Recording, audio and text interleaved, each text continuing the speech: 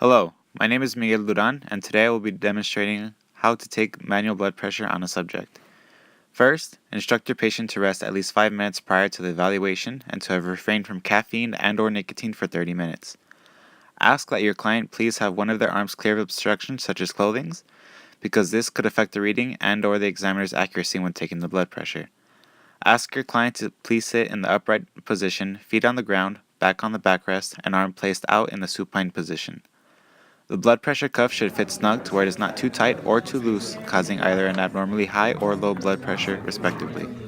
The cuff should encircle at least 80% of the arm. To check the stethoscope, first place the ear prongs in a direction that is away from you, where you can get a clearer sound. The diaphragm of the stethoscope should be placed within your fingers as shown. Make sure that you tap on the diaphragm to ensure that you can in fact hear clearly. Then place the blood pressure cuff around heart level and align the cuff marker with the brachial artery. Place the diaphragm of the stethoscope on the brachial artery. You can place the meter on the cuff as shown and hold the bulb on the other hand.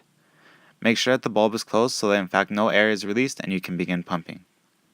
Inflate the meter to approximately 200 millimeters mercury and then slowly release at a rate of 2 to 3 millimeter mercury per second. The systolic blood pressure is the point at which the first of two Korokov sounds are heard, and diastolic blood pressure is the point before the disappearance of the Korokov sounds. At least 2 measurements should be taken at least a minute apart to obtain an average.